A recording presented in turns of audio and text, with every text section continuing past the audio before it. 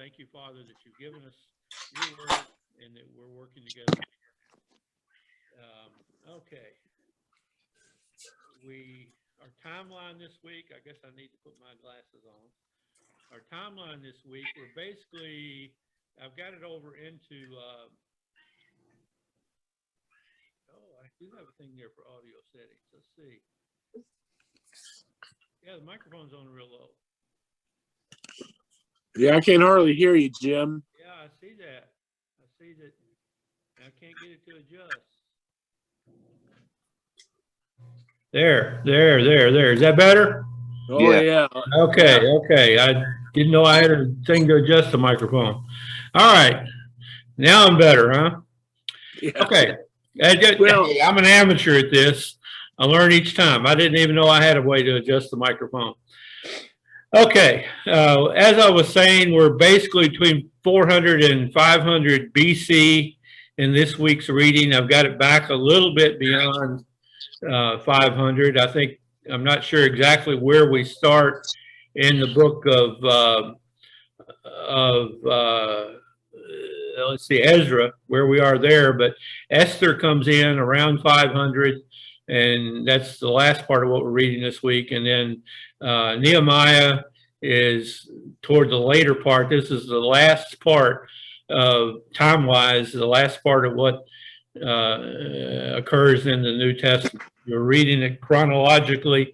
What we read there at the end of Nehemiah would have been the end of the Old Testament time-wise. So we're up to, I think we'll have a chart here in a minute that tells exactly where, but I think Nehemiah started at 444 BC, and the book of Nehemiah covered something about like 10 years. I believe that works. So we're up to somewhere around 430 BC is the chronological time where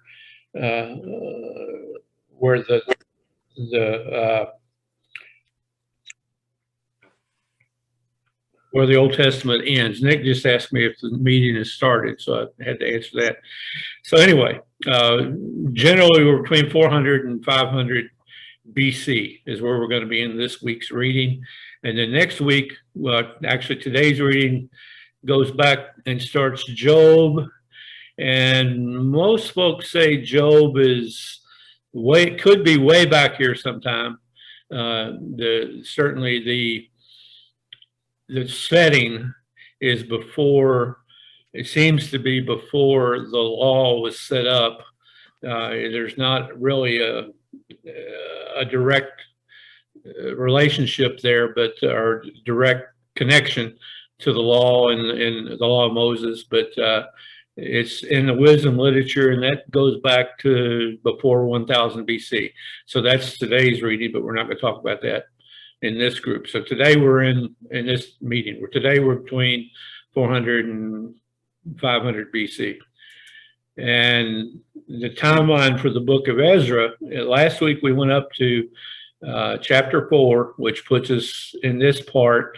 Ezra, they took a census of who went. They went back and started the reconstruction of the temple. Actually, the reconstruction was started before Ezra went back. King Cyrus originally gave him the edict to do it. King Darius confirmed it, and then we get into Artaxerxes in the second part where we're talking about it, discussing Ezra today. Skips over Xerxes. Xerxes was king during Esther's time, and we'll get into more detail in that. And then Nehemiah comes after this period of time. And I think there may have been some overlap in Ezra and Nehemiah, but not enough to that they weren't really technically connected in scripture. And this is from Chuck Swindoll's timeline on Ezra, and he says the birth of Ezra anticipated the preservation of the Davidic line and the remnants return to the promised land. His work as spiritual rebuilder and restorer pictured in Zerubbabel and Ezra. Zerubbabel was the one that first started the reconstruction, and Ezra came back with an official edict to do it. And the mediating presence and glory pictured in his mediating presence and glory pictured in the altar of the temple. I'm not sure what that means. I've heard some people say that Ezra is one of those types of Christ that are in the Old Testament, that he shows it's a foretelling of the function of Christ and the renovation of the Spirit of God. Paul, do you know anything about that? Not a lot. I mean, there are a lot of types in the Old Testament of Jesus, Right. that, so that very well could be, Jim. I have some vague recollection of that somewhere. First reading on this is last Saturday's Ezra 7, 1-10. Ezra was the son of Syria. He was a descendant of Aaron, the chief priest, and he came up from Babylon to do the rebuilding. He was a skilled scribe in the law of Moses. So he had the lineage of the priesthood, and he had been studying and writing and teaching the law. Some of the captives in Israel followed him back to Jerusalem, the priests, Levites, singers, gatekeepers, and this uses the word Nethinim, which means the temple helpers. That was a family of people that their purpose was to help carry things around the temple, and I can't remember exactly which family that was, but I remember we talked about that previously. And they came to Jerusalem in the 5th month, started on the 1st month, so it took him 4 months to make that journey from Babylon to Jerusalem, and he had prepared his heart to seek the law of the Lord and to do it and teach the statutes and ordinances of Israel. The things I highlight when I do these readings are basically the answers to the questions that we get in our discussion. I have this map here of Babylon's over here, Jerusalem's over here. And this list, if you want to look and read all these things, these are the guys, Sheshbazzar and Zerubbabel were the first ones to go back and start the rebuilding the temple in 520 BC. Ezra led his group around 458, took 4 months to get there. And then Nehemiah, who we're going to get into shortly, came later around 444 BC. And this was a 720-mile journey. And it took, like I said, it took Ezra 4 months. Our question here is, what do we learn about Ezra in chapter 7, verses 1-10? Yeah, it doesn't tell you, but I didn't measure it. I found it. It's a 720-mile walk from Babylon to Jerusalem. Took him more than 4 months to make the journey, and he was a teacher, well-versed in the law, a descendant of Aaron, which made him a priest. He devoted himself to keeping and teaching the law of the Lord. And how did the disciples that went with him help him and keep him in his walk with the Lord? Levites, singers, gatekeepers, and temple servants made that long journey with him and helped him to keep the law.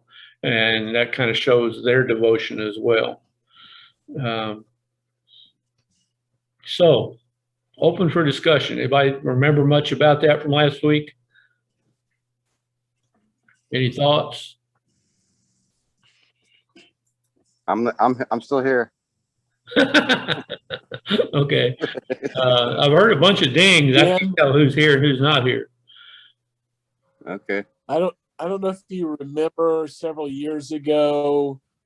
It seemed to me like, I don't know exactly how long ago, but people were challenging or asking people to choose a verse in the Bible that might be like kind of like their life verse or their motto, or I don't know. Do you remember that going around?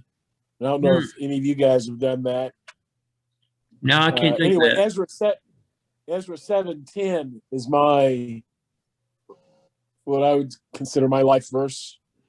Being a former teacher, Ezra devoted himself to the teaching and study and teaching of the law. That's been kind of my theme.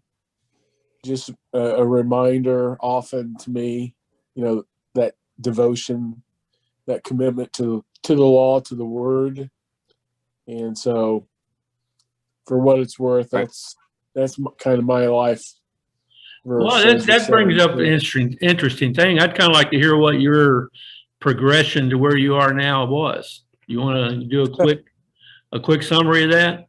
Well, sure. After graduating from Lincoln Christian University in Illinois, my major was preaching. My major was preaching ministry, but I was a youth minister for 5 years. But I really, Yeah, it is. I really wanted to. Wait a minute. Greg, Yes, sir. y'all need to be quiet a minute, okay? He just got on. Yeah, I know. All right, go ahead, Paul. I had a little frustration that, just seeing the kids 1 day a week, maybe 2 days a week, and I thought, well, I guess this is what youth ministry is about. Anyway, make a long story short, one of the first kids in my youth group that made a decision to follow Christ, he went to Ozark Christian College in Joplin, Missouri. And he called me one morning and said, there's a Christian school down here that's looking for a Bible teacher and a basketball coach. He said, that's perfect for you. And that's kind of how I got into teaching. Things worked out, and I was there in Joplin and was there 22 years. And so that's how I got in. And then came to Frankfurt to a Christian school. We were there about 10 years. So that's basically how I got into the teaching role. Because at that time, back in 74, 78, there weren't teaching degrees in Bible, for schools. And the Christian schools weren't huge. There's a lot more Christian schools today than there were then.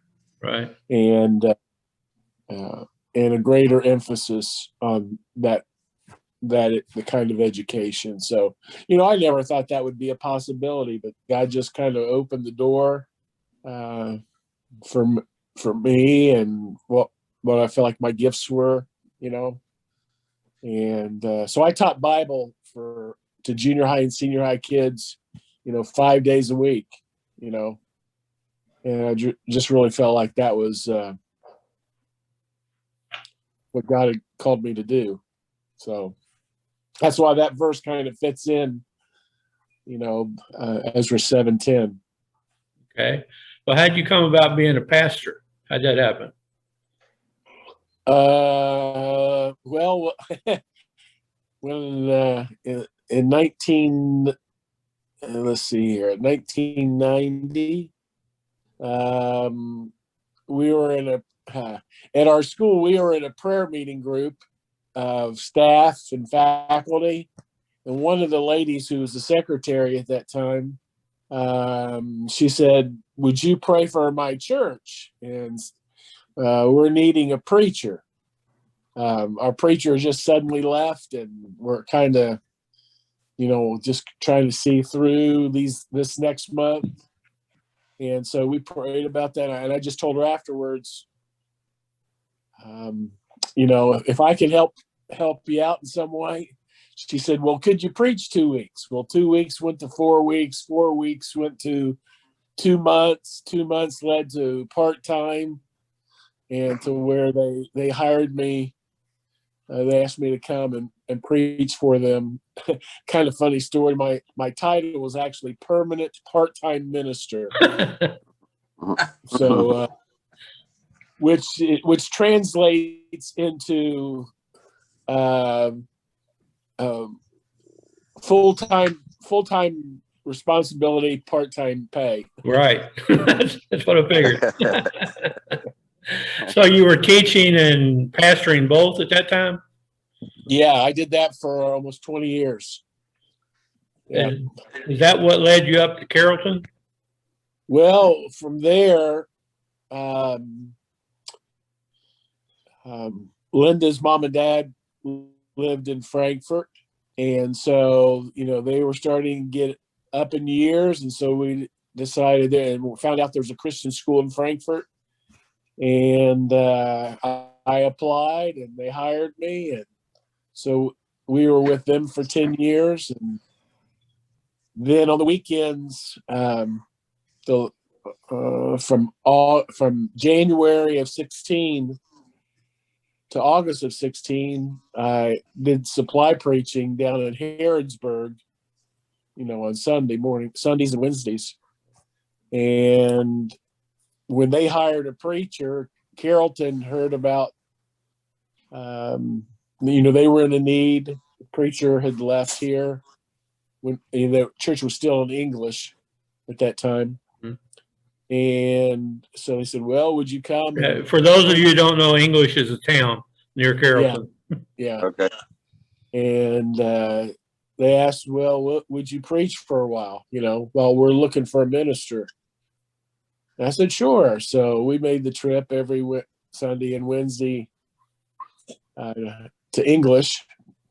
And in March of 17, they said, well, we really haven't found anybody and we love you. Would you consider being our preacher? And I said, well, that means I'm going to, I felt like if I'm going to be a pastor, I need to leave Frankfurt, sell our house, because it's just too far to travel if needs came up, and just to minister to the people. I guess could have done it, but we just felt that was probably the best bet. And so we moved here in the summer of 17 because I finished out teaching in Frankfurt that school year. Okay. So we moved in the summer of 17, and I've been here since. Yeah. Well, thanks for that. That's a good testimony. I like that. I was kind of curious about how that came about. I know you've alluded to some of your past before. I just didn't know much about it. Yeah. So that's how we got to Carrollton here. You didn't play football at Ohio State or anything like that? No, I didn't. Believe it or not, I was too small at that time. I started growing in college. I was a late bloomer. I've been the same size since I was 12 years old. I was a giant 12-year-old, but I quit growing. So. You sure about that, Jim? You quit growing, huh? You quit growing after 12, right? Yeah, I quit growing up. Started growing out. Got much around her. Sorry, I couldn't help myself. Yeah, good to have you, Nick. Nick, you're not at home. You're what, in a motel or a hotel or something? I'm in Seaside, Florida. This is a wonderful resort area and celebrating one of my niece's 40th birthday. We had a feast last night, so I was really including alcoholic beverages, and so I was worried I wouldn't wake up when I'm using. That's a beautiful spot, Nick. Oh, it's gorgeous! Absolutely, the weather here right now is cool and not humid at all. Where is that, Nick? I'm not familiar. It's this is in the Santa Rosa Island area. It's between Destin and Panama City. Okay. Yeah, okay. Probably about four or five blocks from the beach. We're here with my sister's family, my wife and my daughter. And so yeah, I was worried I wouldn't be able to wake up to make the meeting. I'm using a laptop, and I had to download the Zoom app, and that was the delay. I was wanting to do it on the laptop, not my phone. Yeah. The way I like on a little extended weekend. Yeah. All right. Who else is on here? I've seen Paul and Nick and Michael and Greg. Is anybody else on? I can't see who's on right now. Yeah, I see Kevin's on. Kevin, good. All right. Wow. I wanted to ask you one thing, Jim. Jerusalem is under the control of Babylon here, right? Under the control of who? Under the control of Nebuchadnezzar, or what king? Nebuchadnezzar was okay. Let's back up a little bit. They were in Babylonian captivity for 70 years. And most of that 70 years, Nebuchadnezzar was the king. I guess king is the best way to say it. And then his son, and I think maybe more than one son, I'm not sure, but at least one of his sons took over and was not as benevolent. And there's some folks that believe Nebuchadnezzar actually became a godly man. He had a vision that he went kind of mentally ill for a while and had a vision during that time and repented of a lot of things, and certainly was a nice person to Daniel and his friends, and put Daniel in charge of things. And then Nebuchadnezzar's son came in. If you've heard the term of the writing on the wall, when it's probably King Cyrus, it doesn't say who, it has a different name, but probably Cyrus, who was the Persian Empire as opposed to the Babylonian Empire. When Cyrus came in and conquered the Babylonians, he was also benevolent, and they had a different policy. Babylon's policy was to take, when they conquered somebody, they take the cream of the crop and take them back to Babylon and make them servants to the king. And that's why you had Daniel and Meshach and Abednego and can't remember the third one's name, but they had Jewish names too. And they go ahead. Shadrach. Yeah, yeah, I had a slip of the mind there, but yeah, they were part of the captivity. The Medo-Persians were not so much into taking captives, and Cyrus had I'm sure it was God given. A lot of people will say it that way, that God led him to reestablish Jerusalem as a city.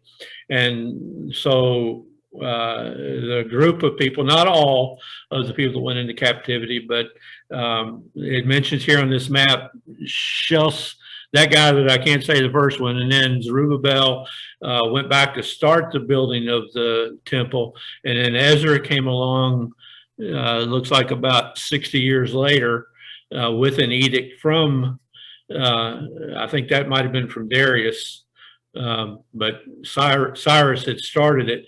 And then Nehemiah came along.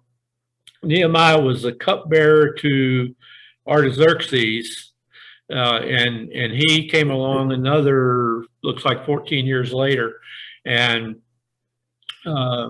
finished up the building of the wall and the restoration of the temple. So that would have been under the Medo-Persian Empire.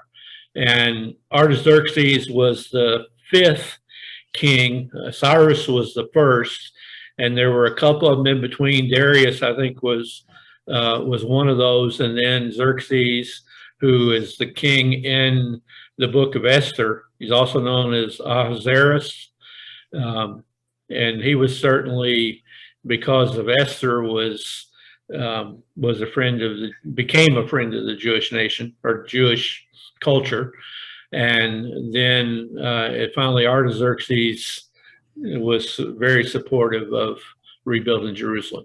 So by the end of, when we get to the end of the Old Testament, they're under the, I guess, the government authority of the Medo-Persian Empire. And Alexander the Great, I think, was in the 3rd century that conquered that part of the world. So they were under Greek control. And then the Greek Empire broke up into, I think, 5 different empires. And the Roman Empire was one of those that grew out of the Greek Empire. And that's who was in control when Christ came along, was the Roman Empire. So that's just an off-the-cuff brief synopsis. I can't give you exact dates, and I may have missed a few people or few things in there, but that's what I remember about it. That's pretty good, Jim. Yeah, that was good. I do remember them being allowed to rebuild the temple. Yeah. Or something like that. Well, the more I study, the more I learn, and and it's like Nick and Michael. It's like being an engineer. The more you study, the more you learn that you don't know. And this history is the same way. There's just so much. And Yeah. all the, Kind of like going back and reading those engineering textbooks you didn't have time to read. All you had time was to go to class and try to do the right, homework. right, yeah, yeah. And I'm sure, Paul, you do this full time, and I'm sure you learn things all the time, don't you? Oh, yeah, sure do. You know, and it's like everything else. If you don't use it, you know, and you just forget, you know. Well, you know, I think things stick in your mind. I've been trying for 4 or 5 years to learn Spanish, and in my Bible reading for the last 2.5 years, I've read. I have parallel apps on my phone where I have one of them Spanish and one of them's English, and I'll have the voice part read to me in one language while I look at it in the other language. And I've been doing that for 3 years, and it seems like I would have learned Spanish, but I haven't. I'm not very good at it. And it's really funny is when I think I sent you a video of the worship in German yesterday. I don't know if you got a chance to watch that, Right. but I took German in high school, and you know that's 50 years ago, and I know more German now than I do Spanish. I haven't spoken German at all. So it's just funny how things stick in your mind. Some things do. Yeah. We went to, I had 3 years of Russian in high school, but you know, I never thought I would use it. And then in 91, when the coup came, I was encouraged and challenged to go to Russia. And so I've been there 7 times. And so Wow. a lot of that came back, but still, the more that you think you know, you don't know. Right. You know? And I certainly wouldn't want to try to get into a conversation with somebody that was from Germany. When I got my hearing aids, the guy that the technician that did my testing and everything was German, and I told him that I took German in high school, and I've been studying Spanish for 3 or 4 years, and I seem to know more German than I do Spanish. And he started trying to talk to me in German, and I heard a few words in there, but not very many. I just sort of said, That's the best I could do. It's not really there, but I can tell it's in there. I just can't recall all of it. Let me just mention, I'm on an unstable Wi-Fi, so if I zap out of here, it wasn't by choice. Okay. Well, you know, you can do this on your phone too. Yeah, I know. Yeah. Okay. All right. Well, we're just on the first day here. We got 6 more days. We're going to be here till noon if we don't get going. Nehemiah. Here's the Chuck Swindoll's chart. And I like the way Chuck Swindoll's put these things up. You might look into that when you're doing your reading, because there's a lot of information on these charts. Most of these graphics that I put on, I find them just doing a Google image search. I think I may have told Nick that one time, but you can find all kinds of things. Google may have some bad issues, but it has some really good ones too. But these charts help a lot to understand what's going on while you're doing your reading. And Nehemiah starts out, he was in Persia, and he had a concern with what was going on back in Jerusalem. He was the king's cupbearer. You know what that means? If you've listened to what they've said on the Bible Discovery TV, and I already knew this, the cupbearer was the guy that would bring the cup of wine to the king, and he would take a drink of it and stay there for a while to make sure he didn't die before the king would drink any of it. So that was Nehemiah's position to the king. I think it was King Artaxerxes, I believe. Artaxerxes. I believe that was the one. So you know, he was there with him all the time, very well acquainted. And Artaxerxes recognized that he was depressed, I guess. Asked him what it was about, and he told him he was depressed because he heard what was going on back in Jerusalem. So Artaxerxes says, all right, well, okay, I'll approve of you going back and taking care of it. And actually made him governor of the area and put him in charge of rebuilding it. So the second part of Nehemiah is going back to Jerusalem and overseeing, managing the rebuilding of the temple and the rebuilding of the walls around Jerusalem.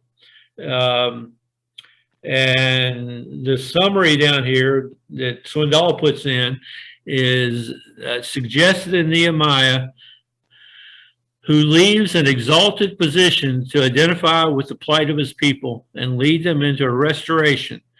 And pictured in Nehemiah's prayerful dependence on God. So he was, I mean, I guess, yeah, that's a good point. The prayerful dependence on God. If you're tasting the wine that the king's drinking to make sure it doesn't have poison in it, then you're going to have a pretty prayerful dependence on God all the time. So that was his chosen lifestyle, I'm sure. And he was a faithful man, so he probably had that his entire life. Jim, who was out to kill Nehemiah? Who is Nehemiah? No, who was out to kill him if he had to have a cupbearer? No, he was the cupbearer. Well, He here, was the cupbearer. who would want to kill the king? Is that what you're asking? Yeah, Yeah. The kings always had enemies. They had enemies within their own court sometimes. That there were plenty of kings that were killed by their own people, their own closest servants. Sometimes it would be because that servant wanted to be king himself. There were Jewish kings, particularly in the northern kingdom, who were killed by their own sons because they wanted to move up. So there was not just enemies outside of the kingdom that might be wanting to kill the king. There were often enemies within the kingdom. And the same thing happened in, I'm sure, every society. So most kings had cupbearers for that reason. Well, if you remember, I was just going to say, remember back with Pharaoh during Joseph's time, you know, that involved the cupbearer and the baker, the dreams that Pharaoh had. Yeah. And so that, this was not uncommon, you know, for people wanting to get rid of the king. Yeah, okay. And you're talking about almost 1,000 years apart between that example and this example. So it was a historic thing all along. Ongoing. Yeah. You know, it's kind of funny. I think I sent some of the clips of the Joseph and the Amazing Technicolor Dreamcoat that Donny Osmond was in, and I can't hear people talk about Joseph and Pharaoh without thinking of the Pharaoh being like Elvis Presley. All right, our reading for can't remember which day this was. I'll have it in here in the questions, but Nehemiah was in chapter 3. They were talking about all the different places that all the different families were working on the walls in Jerusalem. And I mean, there's that long list there.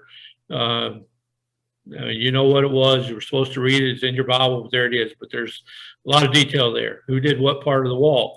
And reading it, it's kind of difficult to tell what exactly they're talking about. So having been to Israel and knowing where this is where the walls are today, basically. This outline here is the generally where Herod built the wall. Herod expanded the wall around the city, I think, several times.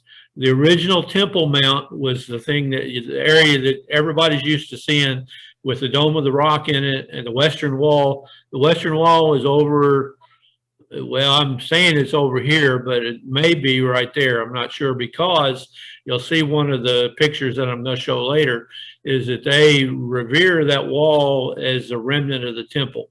And I don't think that's really true. The walls around the city and around the temple were destroyed several times over the years.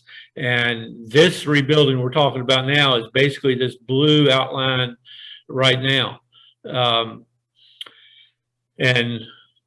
at the time of Jesus, we think the way it is right now generally is this bigger outline, but this is more, the blue line that was rebuilt by Nehemiah is more along the lines of where David, where the wall was when David was king. The original Temple Mount is in that rectangle right there, and down in here is where David expanded the walls of Jerusalem. The bigger area was destroyed. It was destroyed by this area, this blue area was destroyed by the Babylonians, rebuilt by Nehemiah, and then expanded by Herod, and then destroyed by the Romans. Once in 70 AD, they destroyed it, and in 131, I think, they came in and just completely annihilated the whole area and burned it all, and there wasn't anything left. In the 15th century, Solomon the Magnificent, I mentioned one time I was talking about this, and Nick suggested it was somebody else, but it was Solomon the Magnificent that was the emperor, the first emperor of the what became Turkey. Now I remember the name, but I can't remember what his empire was. But he rebuilt the walls where they are today. So the walls that we see in Jerusalem now are 15th century, but they're built on the foundation of what was Herod's city. And they cut this part off right here. I'm not sure exactly why.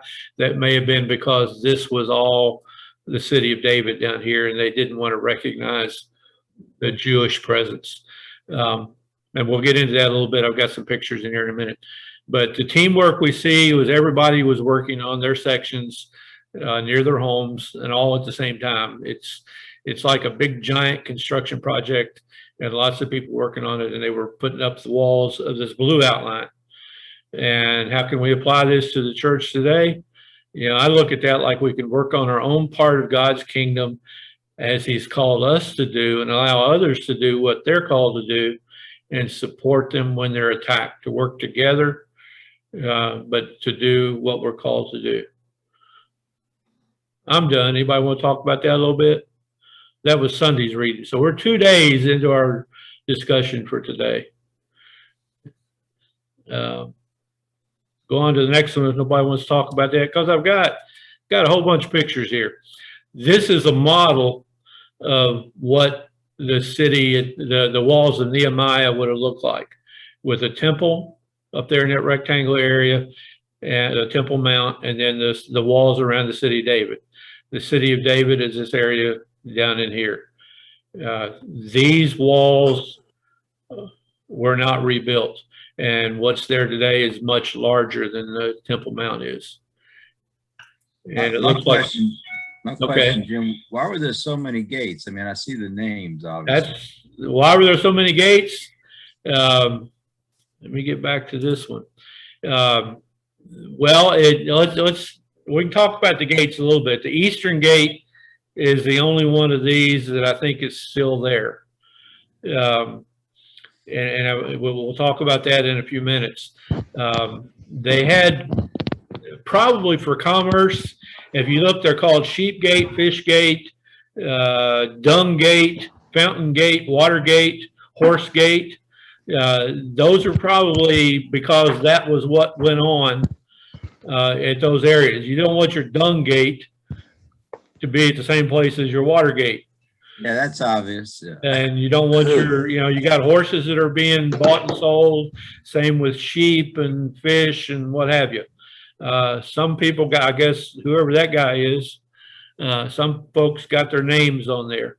And I mean, that they just had different gates for different reasons. It's a relatively kind of big area. It's not a house. This takes up, it's probably, I'm guessing, a half a mile from north to south. So it's a pretty good sized area. So you wouldn't want just one gate going into your city that way. I've got pictures, I think, of 3 of the gates here in a minute. But there's the model. That's what it would have looked like, at least an artist rendition of it. And this is a Google Earth picture of today. And I drew these lines in by hand, and I missed on this one. The city of David is actually on this side of, that's the Kidron Valley right there. And it goes up this way as opposed to being out there. But this is generally where the walls are today, as Herod had laid them out. And the walls from Nehemiah's time would have been smaller and overlapped here. The pictures you see that's most common of Jerusalem looking down on the city are taken from over here at the Mount of Olives. Generally this spot right about here, I think. And all this area down through here is graveyards now. And that's the picture from the Mount of Olives that we took. So there's the Dome of the Rock, and you don't see, that's not a mosque. We should, pardon? Yeah. We can get, I think I've discussed this a little bit, but there is a mosque over there that I can say Allah Oscar, I can't remember, I shouldn't say it. I don't know Arabic that well, but the actual mosque is old. May have been, I need to get the dates on that. But the mosque was built a long time before the Dome of the Rock. And there's the walls of the city as they stand today. And city of David is going down this area on the other side of that hill. This is the Kidron Valley going down through here. And the city of David is on the other side of this ridge right here. And that would have been, you can see kind of that part of the wall going down right there. And it would have extended on down that ridge and then back up the other side. But this is the most common view of Jerusalem that you see in pictures. It makes me wonder, how do you destroy buildings and structures of stone, you know? And well, there were 100,000 soldiers in there. They pushed them off. They have explosives though. No, there are piles of rocks in this area down in here, and other ones. I think over in here you have some too. But there's piles of stone that were obviously cut stone that have eroded and been pushed off. Yeah. And I'm sure that when they rebuilt, when Solomon the Ottoman Empire, that's the one, when Solomon the Magnificent of the Ottoman Empire rebuilt it, I'm sure they used a lot of the same stones. So they put them back together, and they would have had tens or hundreds of thousands of people working on it. Back when I worked at the Corps of Engineers, I did research on a lot of feasibility studies, and I did research on dams on the Ohio River that they built in, in the from 1810 up to, all the way through modern times. And they had pictures. They, cameras were invented, I think around 1860 or so, right before the Civil War. And there are pictures of the dam that they built in Louisville. They started the construction before the Civil War, and Civil War stopped that construction. It was rebuilding an original dam that was built in 1810. And they didn't finish it until after the Civil War, till up into the 1870s. But the pictures show there must have been 5,000 donkeys that were working. They had men with donkeys and mules and stuff. I said donkeys, I guess they were mules. There were thousands of them on that site. And back when you did manual labor to build big things, you just put a lot of people out there. And that's what they did. These stones in this wall some of the stones are close to as big as a small house. And I mean, that wall is 40 feet tall or 50 feet tall or something like that.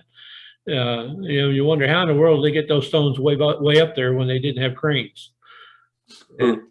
What's in the foreground? What is that in the foreground? This right here, those are tombs. Okay. Here's the thing: the Jews, the Old Testament says that the Messiah is going to step on the Mount of Olives, which is where we were, and then he's going to go in to the city through the eastern gate, which is right there. So everybody wants to be there so that when the Messiah comes and they know they're going to be risen from the dead. These are, I guess, the ones that listen to the Pharisees and not the Sadducees. They want to be buried here so that they can be raised from the dead right in front of the Messiah. And he's supposed to go across the Kidron Valley and go through the Eastern Gate. So we're going to get into that in just a minute. That's a good question. During I think it was in the 1800s, when the British took over and started talking about this being Israeli territory, that they were making noises about sending Jews back there.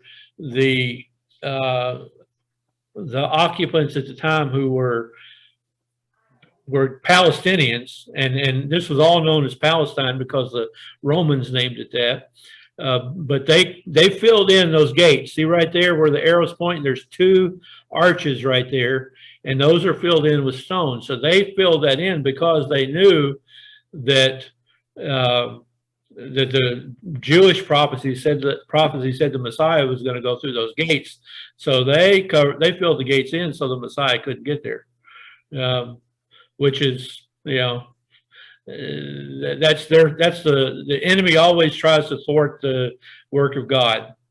And that's just, I can't think of kind of a funny story about that. When we were there, the sun was going down. Here's Joshua Aaron. He was he organized our tour, and I've probably sent you videos of his worship before. Benny was our guide. That guy's name was Daniel. He was about 20 years old. He was from West Virginia, and that's his grandmother.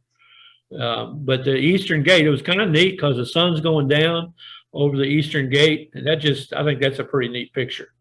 If we were sun worshipers, it'd mean a whole lot more. We worship a different kind of sun, spelled a different way. Amen, brother. Yeah, I talked about the gate. This is the Jaffa Gate.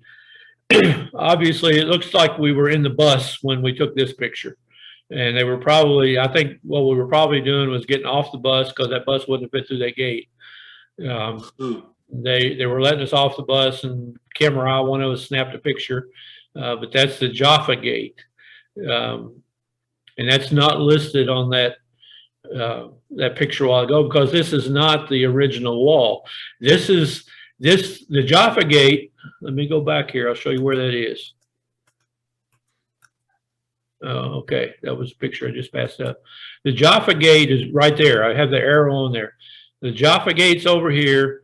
We've talked about the Church of the Holy Sepulchre is right there.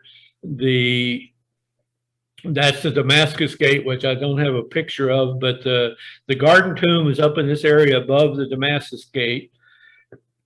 The Temple Mount is right here. It says the Dome of the Rock is right there. The Al-Aqsa Mosque, that's what I was trying to say a while ago. The Western Wall is over here, and the Eastern Gate is right here. So the City of David is actually this area right here, and the Mount of Olives is over there. So we were up here talking about, okay, I went too far. That was the sun going down over the Eastern Gate, sun going down in the west behind the Eastern Gate. So the temple, if you see right there, you see a dome. I think that's the dome of the Al-Aqsa Mosque. I hope the Muslims don't get mad at me for saying that wrong. I'm not Arabic, so I can't speak their language.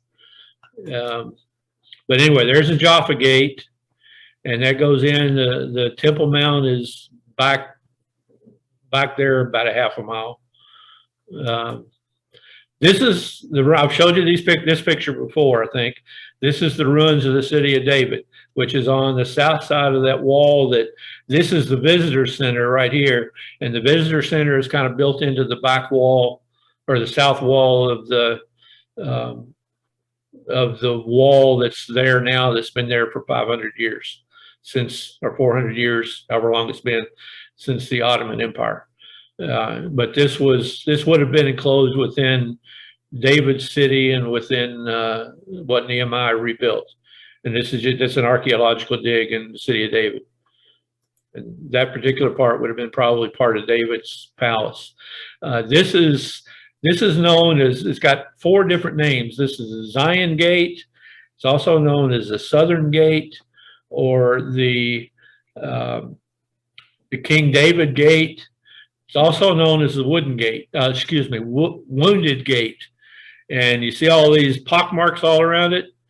Those are from 50 caliber bullets. During the wars, they've had several wars there. But I think I read one place that this was a war in 1848, but I heard somebody else say, I thought it was our tour guide that may have been talking about it being the 1968 Six-Day War, or 1967, the Six-Day War. But those are bullet marks because Palestinians were on top of the wall and the Israelis were outside, and they basically were just letting them know that they were still there. They shot up that wall pretty good. And while we were there, we saw groups of soldiers all the time. I think part of the training for Israeli soldiers is to know what their history is. So there were tour groups. These guys looked like they probably were officers, not necessarily enlisted men, because most of them are kind of older. Those aren't 18, 19-year-olds there. So I'm guessing this was some kind of officer training, but they were there on tour. And of course, there's Joshua again. Here's Kim right here. That guy's name was Tai. He was from Tokyo. And I think that's the back of the head of a lady named Christine. At least that was her English name. She was from Hong Kong. And this is the front face of somebody I can't remember, but she's from Dayton, Ohio. She was maybe a 20-year-old daughter. Her parents were there, and an aunt was there with her. I can't remember what her name was, but that's there at the gate. The Wounded Gate is the Wounded Gate, the Zion Gate, the King David Gate, or the Southern Gate. Different names for it. Oops. And then we went to the Western Wall. They consider that a remnant of the temple. I'm not sure that's exactly true because it was rebuilt so many times, but that's what they consider this. They do this prayer there because they consider that to be the remnant of the temple wall, and that it was the closest they can get to where God resided on the mercy seat. If you remember that back when we were talking about the tabernacle and the development of the temple that was patterned after the tabernacle. This is on the men's side. And there's a picture of me. If you can see in these crevices, there's a little white.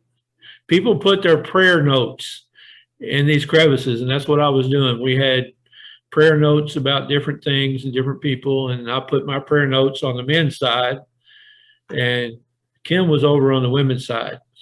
And she didn't get anybody to take any pictures of her, so we don't have a picture of what Kim did at the wall. But Kim was over in that area while I was over in this area, because they don't let the men and women mix there. And one thing I noticed is seemed to be a lot more women than there were men. Don't know what the reason for that was. You had to wear a headpiece, huh? Well, the men did too. I mean, it's required. It's required. You notice I got my little white thing on. These guys all have something. That guy's named Ron. Ron was from Texas. He was part of our group. But these guys aren't part of our group. I don't know who. They're just normal people that are there. But that was me. Somebody else took that picture, obviously, one of the guys. Why do you have doubts about the origins of that wall? Because it was destroyed. Jesus said in Matthew 24, this is a magnificent temple, but every stone will be taken down. Yeah. And the Romans did that. The Romans destroyed everything. And this was rebuilt by Solomon the Magnificent in the 15th or 16th centuries. I was talking about how big these stones are. I mean, look at that. And they're not, that's not a veneer. Those are as thick as they are tall. They're like bricks, except that they're, the size of a small house sometimes. Yeah. There's no way even me or Brian Bosworth could pick those up. Nick, you know who Brian Bosworth was, don't you? He Oh, is. yeah. He's still alive. But I wouldn't use him as a comparison. So. That's because you're not from Oklahoma. He's a great big guy. I say that because I watched the movie last night he was in. Yeah, well, after he quit football and quit taking steroids, he wasn't as big. It was shocking how much he physically changed after. Yeah. So No, anyway, Jim, yeah. do you think that there was a lot? You said there was a lot of women there and not many men. Do you think the men have been killed? Not now, no. Why? No, there's a lot of men now. Well, for one thing, I didn't mention this. Right here is it's like a library, and it was full of people, but it was all men. And one thing, we went in there, and I've got a video of this. They teach the young boys the Torah, a lot of it through song. So we were in there, and these young boys in their class were learning Hebrew songs, and it was real neat. I've got a video of that. Maybe I should have queued up that video. It'd be hard to find it now, but I did go in there and take a video of those young boys doing that. It was kind of neat. But there were a lot of people in there. And I don't know if there was enough to make up for the difference in what you see here, where they're kind of dispersed all over the place, and what you see on the women's side. Now, a lot of that, I think, are these stands like that have things on them. But, I mean, you look at the concentration of the women up there on the wall, and there's a whole lot more women than there are men. And another factor is that that's a lot smaller area. The men's side's probably more than 5 times as big as the women's side. Any thoughts why that is? Why there's more women? I mean, it just looks to be more bodies and more women over there. I didn't understand what you said. Any thoughts of why more women than men? Well, I don't know. It does look like there were more women. It's kind of like what I saw on the beach yesterday. There definitely was more women than men. That's different, Nick. Well, could be a parallel. I don't know. Yeah, maybe. I don't know. I think some of that is because women tend to congregate where men are kind of like, Yeah. own kind of thing.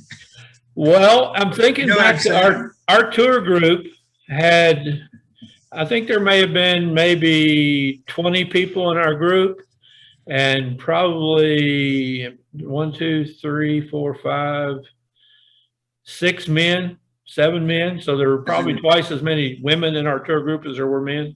Women are more social now. They're more social than men are, in my opinion. Well, yeah, I talked about the guy from the family from Dayton. They had 1 man and 3 women were in their group. And there were a few others. There was a couple of women there was a woman from England and a woman from Hong Kong that were by themselves. And the Japanese guy was by himself. I'm trying to think, everybody else was couples, it seemed like. There may have been another, I think there were 1 or 2 other straight women that were American. There were 2 women from California that came together. So I mean, there were probably twice as many women in our group as there were men, and that could be common. I don't know. So Hey, Jim, yeah, I noticed down there are tables there and looks like podiums. yeah, Almost. What do you know anything about that? a little bit. I mean, it wasn't part of the tour, but you see this guy here's got a little podium in front of him. This guy does. I think they use that the same way you would in study. You're using it as a pulpit. They're using it as a study table. They may spend several hours there studying at that wall. And the tables, I guess, would be for groups that might want to do that. And it didn't look like there was a big crowd. It certainly wasn't a big crowd of men there. I've seen pictures where there was a whole lot more people there than this. And obviously they've got enough of those podiums for a lot of people. I'm not sure exactly what the tables are for. Maybe it's for groups. I'm not sure. But you'll notice there's a lot of plastic chairs out there because those are easy to move around. And they've even got, here you see umbrellas that maybe you can put up that umbrella. Looks like it would cover both sides for when it's raining or maybe when the sun's too bright. I can't remember if we were there in the morning or afternoon or middle of the day or what.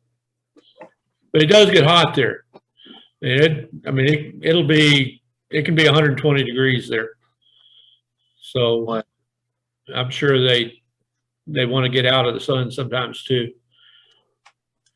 It doesn't rain in the summer. Their rainy season is wintertime. And it's a desert area, so they get all their rain in the winter. Jerusalem is, I want to call it mountainous. It doesn't look like it's on a mountain, but it's a high elevation. It's kind of like eastern Colorado, I guess, where before you get into the mountains. It's not really foothills. It's as high as they get, but in the southern part of Israel. All right. Next day's reading Nehemiah 7, and he tells them specific times about when to open the gates. Do not let the gates of Jerusalem be opened until the sun is hot, and stand guard and let them shut and bar the doors and appoint guards among the inhabitants of Jerusalem, one at his watch station and another at his own house. They were consistently under the threat of attack because there were people that didn't like what they were doing. And I thought this was kind of apropos. The sun over the eastern gate, so it's hot, but I thought the Corvette going through at the time was kind of hot too. So what instructions did Nehemiah give about the gates? Don't let the gates of Jerusalem be open. I just read it until the sun is hot. And why do you think this was? I mentioned that too. They were under a threat of constant attack. So they didn't want to open the gates until everybody was up and awake. Any thoughts about that before we go on? Okay. Maybe also when it was hot, enemies didn't want to attack at that time. Well, there may be some truth to that, because when we were talking about David back in Chronicles and Kings, there were several mentions of in the springtime when kings go out to war. And if you watched, I sent Paul a video, and I think I may have sent it to you one time, with Sergio and Rhoda talking about Goliath. And they talked about that it would have been more common to go out to war in the springtime, because in the winter there's flooding and the rivers have water in them. In the summer it's really hot. Like I said, it's a desert. It'll go up to 120 degrees sometimes, and it's everybody wants to stay in the shade in the summer. But in the springtime they have really nice weather. And I think it's recognizing that kings go out to war when the weather's nice. They don't want to go out to war when the weather's bad. Right. Yeah. So there's some truth to that. Battling the environment as well as the enemy. Yeah. They didn't have air conditioning back then. Right. No. Right. Or Gatorade. That too. Well, it's not just Gatorade. They didn't have any water in the summertime. You had to go over to the Jordan River or whatever. Those other rivers that you see in some of the maps, they didn't have water in them when we were there in September. No water at all, completely dried up. And if you've been to West Texas and Arizona, you've seen the same thing. I was surprised about that the first time I went across Texas, and knew that I'm coming up on such and such a river, and I get to the bridge and there's this big empty ditch with nothing in it except dust. I saw that in California with people living in the riverbed. Oh, I know. Yeah, in those concrete rivers they have in Los Angeles, homeless people get down in there because it's nice and smooth. Yeah, I've seen that before. This was soil. These were dried riverbeds, and this was in '91. And so when I then came back to Louisiana later in the fall, the rains came after like years of drought, 3 to 4 or 5 years of drought. And a lot of those people's campers and things were, because it came suddenly, and were washed out to sea. I remember them showing that Yeah. Well, you know, they might not even know that it rained there in places like that, because it could rain in Colorado. And, you know, the Colorado River, I think, goes through Los Angeles, and there's no water in it in the summertime in Los Angeles. Right. It's dried up. So they use all that water before it gets to the coast. And then when it rains, it's a river, just like anywhere else. That's another reason, like you said, you know, they wouldn't make war during the rainy season because they've got to cross those Right. rivers. Right. All right. Our next reading in Nehemiah, some of the people had separated themselves from the people of the lands. You know, they'd been in captivity, and there were people that stayed in Israel. The lower class people stayed in Israel. The upper class people were taken into captivity, and both of them mixed with the peoples of the lands, including intermarrying with those folks. And that was against the commandments of the Lord. And some of them, you know, they'd given their daughters as wives, and they'd taken wives from the people of the land. And it was certainly against the Torah, against the law of the Lord. And why were they not allowed to intermarry? Nehemiah gave them a lecture about how Solomon was brought down by all his foreign wives, that somebody who's supposed to be the wisest man in the world fell from grace because of his wives, and the same kind of wives that they were doing here. And how did this preserve the nation of Israel as opposed to if they had not intermarried? It reduced the influence of pagan worship. You know, that these guys want to please their wives when they intermarry with them, so they end up going to their pagan worship with them. This is the symbol here. I read about this picture. When two families marry, they're joining their heritage, and that's what this represents. That's the traditional Jewish wedding. Part of the traditional Jewish wedding is that they're joining their heritage, and that's what that part represents right there. All right, the next reading. This has a whole lot of detail in it about who was more or less. It's a census thing. Who the different people were. And I'm not going to read through that right now. I didn't highlight anything. And the question we have is not particularly related to any of it. This picture is from, this is from the Aliyah Return Center. Guy named Chaim Malspin, who we met there, I think his family bought this. This is one of the oldest kibbutzes in Israel. It's over 100 years old, and they bought this kibbutz and they're renovating it. And this is part of it. They haven't renovated yet, but they're renovating it, and they use it twofold purposes. One of them for soldiers. Well, let's talk about Aliyah first. Aliyah is the return to Israel by the Jews. And anybody that has Jewish heritage, that can prove their Jewish heritage, Israel will welcome them with open arms to settle there, because they're still settling Jews back to the land. And the Aliyah Return Center is there to teach them Hebrew when they come in from other places. They teach Hebrew and Jewish culture and history. And the second full purpose is a lot of these guys, when they come in, if they're young, if they're if they're in their late teens, 20s, and they come in alone, they don't have family there, they're required to be in the military when they're between 18 and 25 or so, that they're required to serve 2 years in the military. So a lot of those people don't have family in Israel, so they offer places to stay and treat them like family when they're on leave. And a lot of soldiers take advantage of that. Plus, they do training to help Israel is full of, it's kind of an open country in a sense, and they have a lot of the original Palestinian people are not Jewish. So they have classes to train them to get along. And they're pretty successful even in getting Muslims and Jews to understand each other.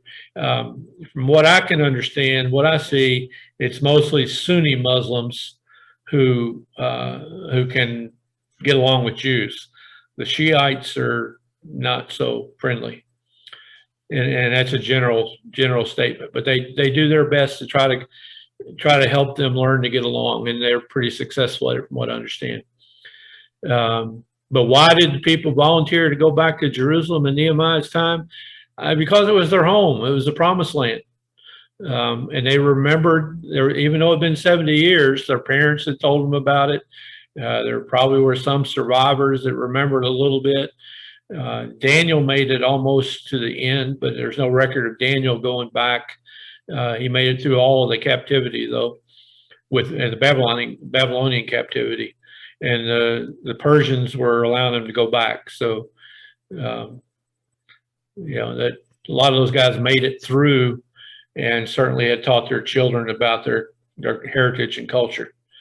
And how did the people wanting to go back help Israel thrive and be strengthened? It's obvious. They reclaimed the land, the holy city. Any questions, thoughts? You can find the Aliyah Return Center. I looked it up. I was trying to find like an aerial view of it, and I couldn't find any, but they do have a website. They're under, they're getting, I don't want to call it persecuted. They're Messianic Jews is what they are. Haim works with Joshua a lot. They're good friends. And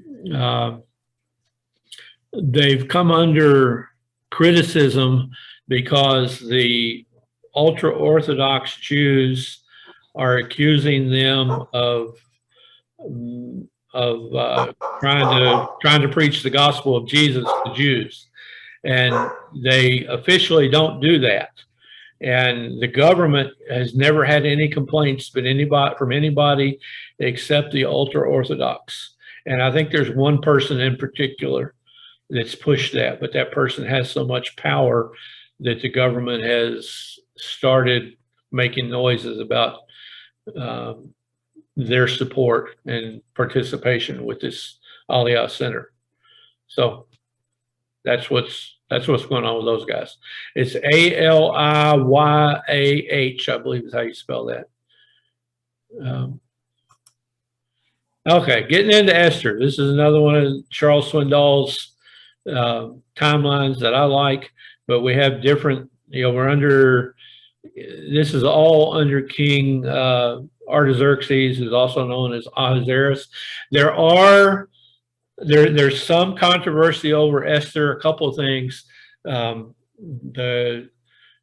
Jews don't want to include it in the Old Testament because there's no direct mention of God. The people who are critical of the Bible say there's no historical evidence this happened, that there's some folks that think it's fiction. There's some folks that think it's hyperbole or just something that tells us a good lesson, but it's not necessarily true. I believe it's true, and if it's from the point of view of it being true, it calls him King Ahasuerus. He's identified with Artaxerxes historically.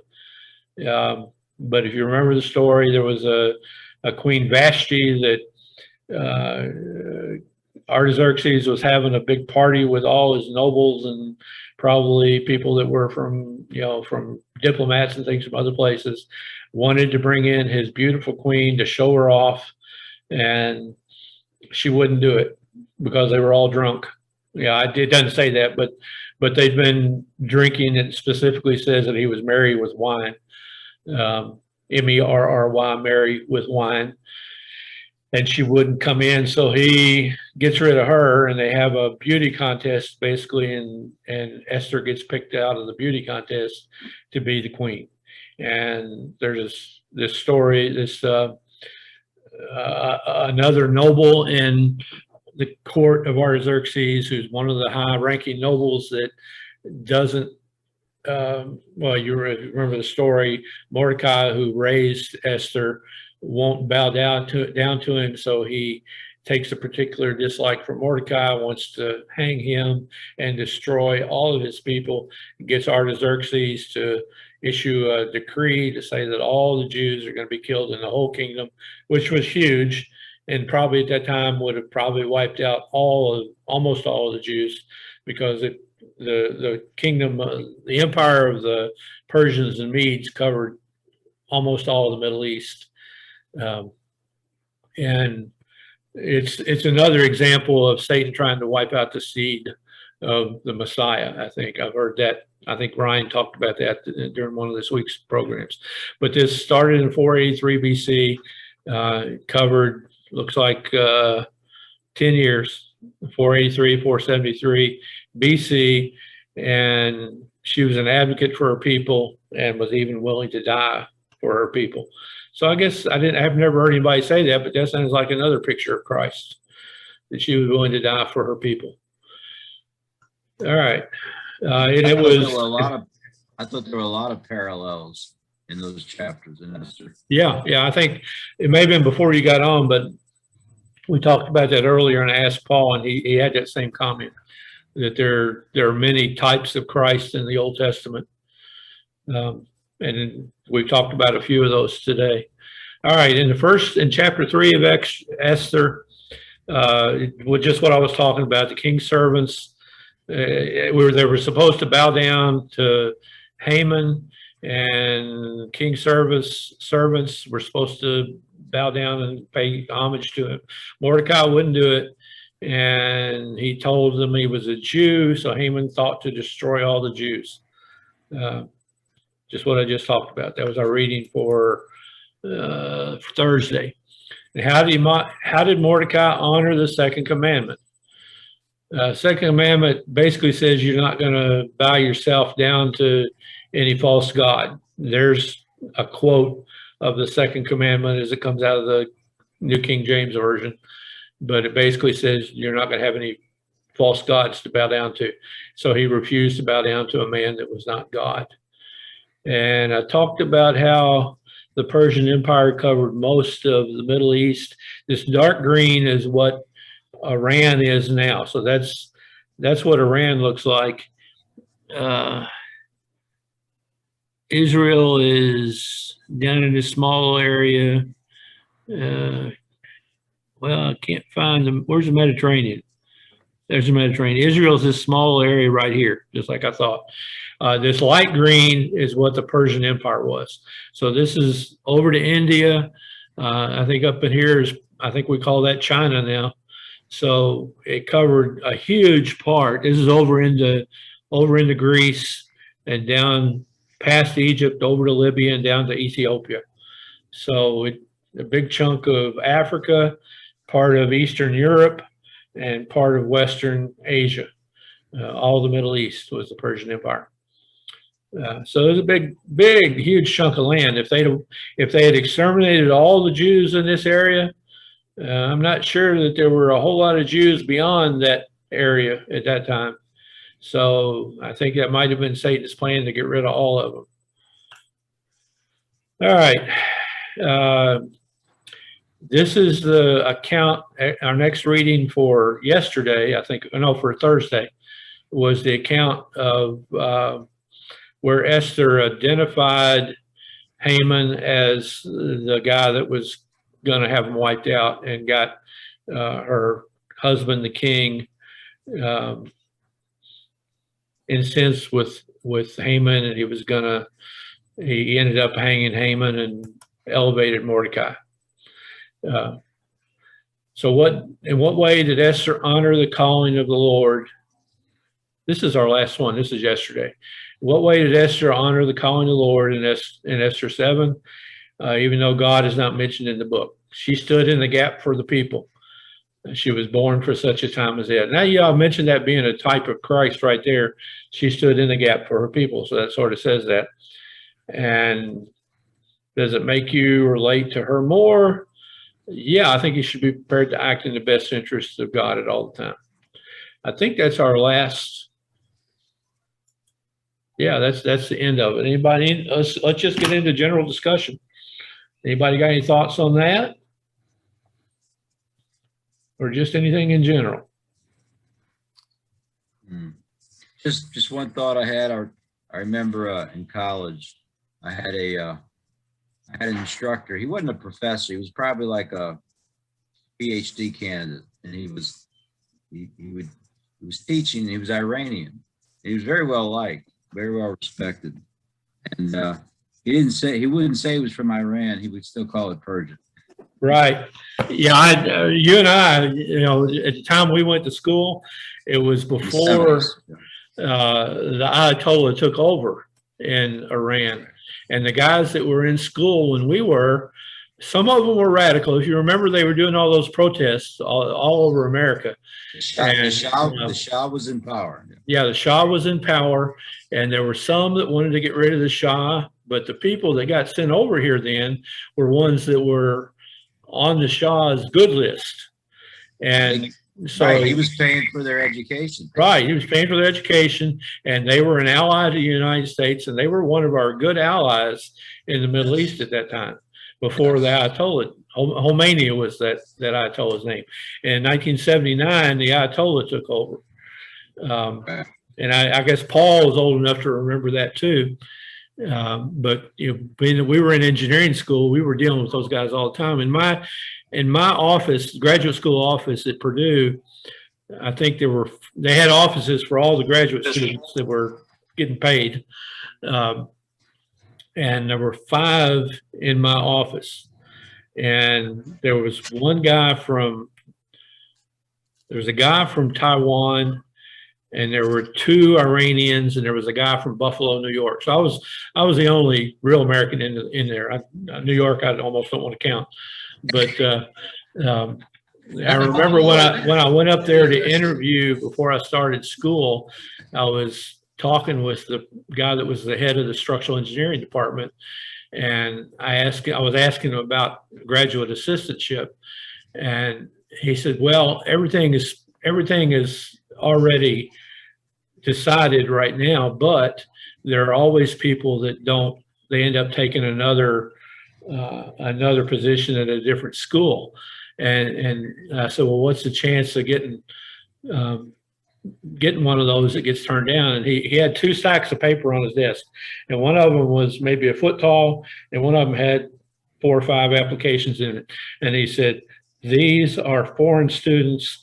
These are Americans, and we like Americans a lot better." So when I went up there, I was faced with being an out-of-state student paying tuition at a very expensive school, and I wasn't sure if I was even going to be able to go.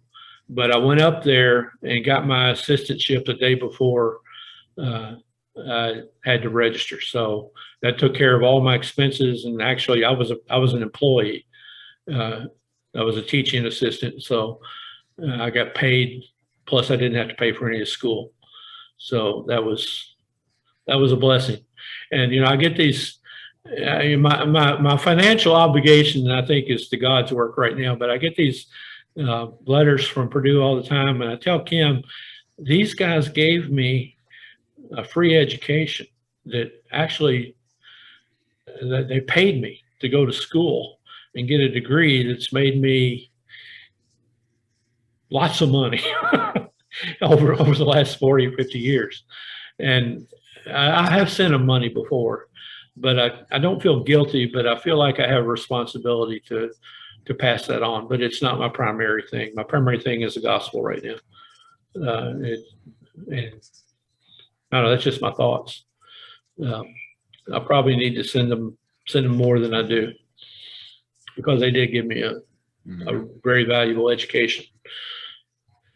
And that's why I know some of you guys, because of that. Jim. Yeah. So what is satrap? SATRAPS, satraps. What's a satrap? Yeah. Paul, that's a position, wasn't it? And I'm not sure whose culture that position was in, but I believe that was like might have been like a sheriff or maybe a lieutenant governor or something like that. Paul, do you know? Are you still there? No, I think he's gone. Oh, well, Austin. yeah, he probably is gone. He has an appointment at 10 o'clock. So he probably is gone. I think it was a government position, but I can't remember whose government it was in. Oh, well, okay. I mean, I just wondered what it was. I didn't know where it was Yeah. or what it Well, was just about. I'm thinking it might have been something like a sheriff, Yeah, okay. but I'm not sure. I had a question. Yeah. What was it? Haman? Haman wanted to do away with Mordecai because he wouldn't bow to the king. But why do you think the king? No, whoa, wait. He didn't. It wasn't because he wouldn't bow to the king. It's because he wouldn't bow to him. Mordecai wanted. He had worked out this deal with Artaxerxes or Ahasuerus that everybody was supposed to bow down to him, particularly in the city gates. And Mordecai apparently had some kind of high position because he was at the city gates all the time. And the city gates was a place where people came to make transactions. And Mordecai was there all the time. So he apparently had some position too. And it was sort of like the boss wanted his staff to bow down to him. And that would be the best modern day parallel. It wasn't the king. He was Haman wanted. Wouldn't give honor to Haman. Right. So with that, what's your question now? I didn't let you finish your question. I thought it was the king that he wouldn't recognize or give honor. You know, it doesn't discuss that. One of the things that Corey talks about in her summary this morning about this particular passage is we don't get any real definitive explanation of what any of the motivations were. We don't know if Mordecai wouldn't bow down to Haman because of the second commandment, like we discussed, or if it was because he had something personal against Haman or whatever. We don't really know what the motivation was, but it was Haman that was the issue for the bowing down, not necessarily the king. I don't remember. Did Mordecai ever actually meet the king? Did he have access to the king? Not before this, no. Because Esther was always the intercessory, you know. Yeah. Now here, this is something Corey talked about too, and she does a lot of research, more than I do, but she said that there were probably 7 people that had free access to the king, and Haman was one of them. The queen was not one of them. The queen only was able to enter the presence of the king when he called for her, and he had concubines, and lots of them. And the way she described it was that first year that he was going through all the beautiful women in this beauty contest, the way Corey described it was that each one of those spent a night with him for that time, and that he picked her out after Whichever one that. pleased him or something like that. Pardon? Yeah. There's something about it. He was gonna choose the one that pleased him the most, whatever that meant. Right. Something like Right. that. And that what she said puts a little more light on what that means exactly. But he chose her to be the official queen. But she still didn't have free access to him. Which gave her a certain amount of power. I mean, Yes. but also, I mean, you know, when she came to him or when she was allowed to come to him, and he said, "What is your request?" And I'll give you up to half the kingdom. I mean, Yeah. obviously, Well, she She must had have great pleased, favor with she them. must have pleased him an awful lot. whatever it was. Yeah, whatever that was, she pleased him a lot. And he just, and he respected her. You know, I mean, it tells me he Yeah. must have had a lot of respect. Well, there's a lot of discussion outside the Bible and outside of our lesson here about exactly how much influence that she had, because Artaxerxes was very supportive of the Jews rebuilding their area, and part of that might have been her influence. She was the queen mother at that time. She was married to Xerxes, and Artaxerxes was the son, and Artaxerxes was very, very supportive of Israel, and that might have been because she was the queen mother. Now, she wasn't his mother, but she was the queen mother, and the queen mother had a position of influence even over the following king. And there's some discussion about how much her influence over her stepson helped Israel. Well, then who molested her? What'd you say, Greg? Who molested the queen? Who molested the queen? That was Haman. And he probably didn't really molest her, but he was begging for his life. And, Yeah. you know, she was probably reclined back in her chair, and he kneeled down in front of her in a way that probably made the king real upset, especially since she pleased him so much. That here's Haman, who she's just accused of being so evil, that's in a compromising position when he comes back in, and he's already mad at him. So that kind of sealed his fate. I was also trying to figure out how high is a gallows that's built 50 cubits. I mean, that's Yeah. I was kind of wondering, how do you get somebody up on a gallows that high? That's a tall ladder. High gallows. I guess they had a You'd be seen scaffold. from a long ways. Yeah. I guess they'd have had to have a tall scaffold. The way Corey described it this morning was that they impaled him on that pole. That may have been the way, according to what she said. Now, there's no background behind it, but she used the word impaled, which is the way a lot of ancient hanging from poles is depicted. When was it Nero that burned Christians on poles, used them as torches? It was Nero or Caligula, maybe one of the Roman emperors that burned Christians on poles. I think that was the way that was depicted, that they were impaled and then set on fire. So that was pretty common in ancient times, to hang them on a pole that way. And then the hanging by the neck, the way we think of it, may be a more modern version of hanging. Yeah, and none of them sound real pleasant. No, pretty nasty stuff. Yeah. You know, I think the whole Western philosophy and society is, I think, has been so influenced by Judeo-Christian thought that we take things for granted. I think if it were not for Jesus Christ and the followers of Jesus Christ, the world still would be more murderous than they are forgiving. If you look outside of countries that are influenced by Christian society and Christian culture, they still murder people, and just at the whim of whoever's in power.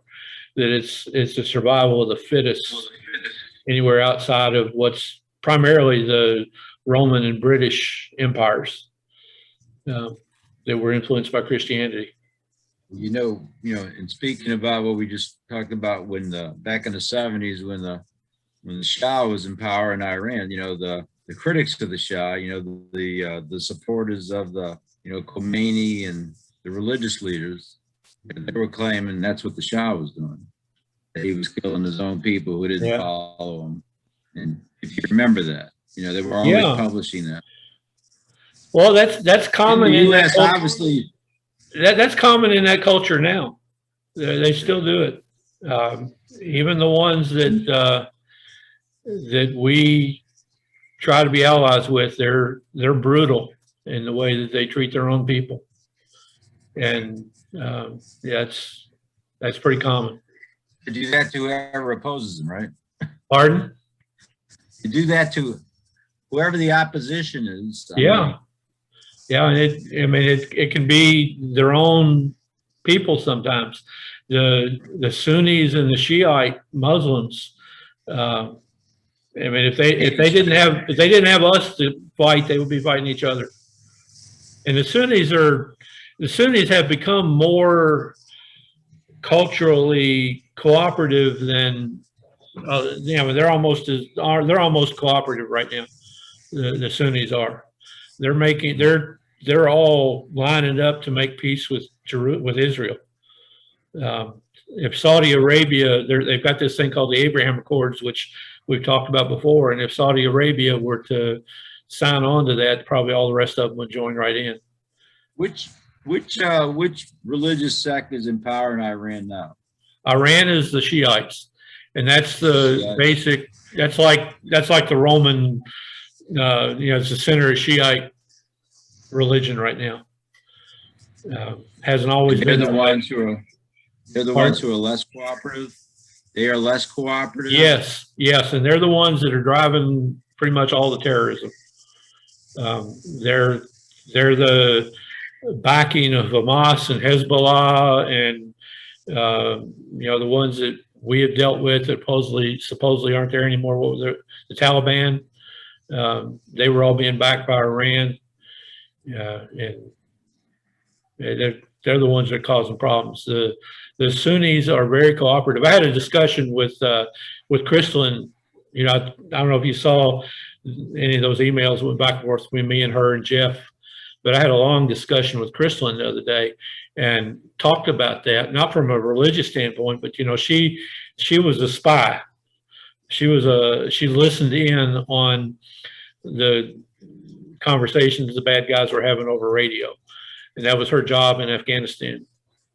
And she was talking about that most of the people she dealt with were Sunni, and the Sunni Muslims were just as, she said, they were some of the nicest, most honorable people she ever met.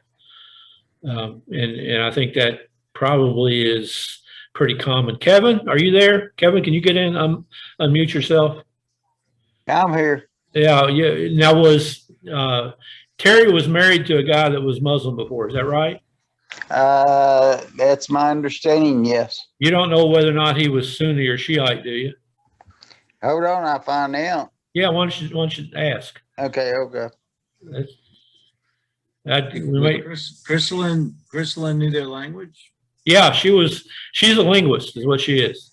And when she was in the Marines, we went out, asked her about all her training. She said most of it's top secret. She couldn't talk about it, but she knew their native language.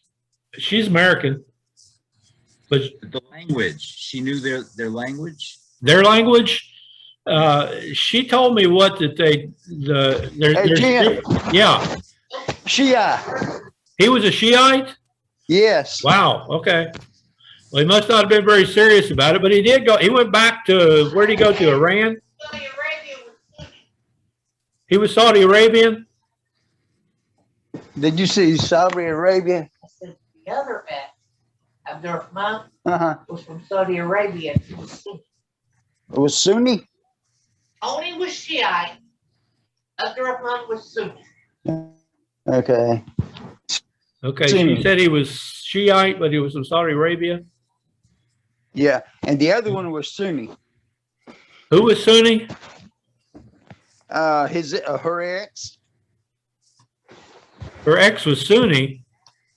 Yeah. I thought she said it was Shiite. No, this was the Shiite was the boyfriend, I believe. Oh, okay. So the guy she was married to was Sunni. So Yes. that's that Tara's dad and That is Jordan's dad. Jordan's dad. Okay. And Jordan and Williams. Jordan and William, and they don't follow any of that. Is that correct? I know Jordan does. That is no, none of them does. No. Yeah, I didn't think so. Okay, and did he go back to Saudi Arabia? Yeah, I believe so. Yes, from what she said. Yes. Okay. So we've got family. You know, Kevin's. I know Jordan and William, his stepson and stepdaughter, and they're as nice people, as good people as you could ever imagine. But they're not Muslim at all. They're Christian. You hear me, Jim? Hello? What? You want to say something about that, Kevin? No. No, that wasn't me. Okay. I don't know who it was. Okay. Can you hear me? Nick? You hear Yeah. me? Yeah, I hear you, but your mouth's not matching your voice. You gonna say something, Nick? You're frozen, it looks like. Looks like Nick might be gone. Well, anyway, this has been good. It's gonna be a long video. It's gonna take it forever to post. Anybody got anything else they want to say? Hey, Kevin, you there? I'm here. Nick's trying I'm to here. get back on. Nick, I saw you left and I was getting ready to close out. You got anything else you want to talk? I see you're muted. Who's muted? I lost my connection, but I'm a cutout guy. Yeah, let's pray out, okay? You can stay for that, just a half a minute. Kevin, you want to pray us out? Okay. Lord, thank you for this group. Thank you for the lesson today, Father God, and just continue to be with us throughout the week, throughout the day, in learning your ways, your word, and the way we need to act. I give you all the praise and glory for every single thing. Amen. Glory. Amen. Amen. Thanks. Guys, thanks. This was good. I really enjoyed right. it.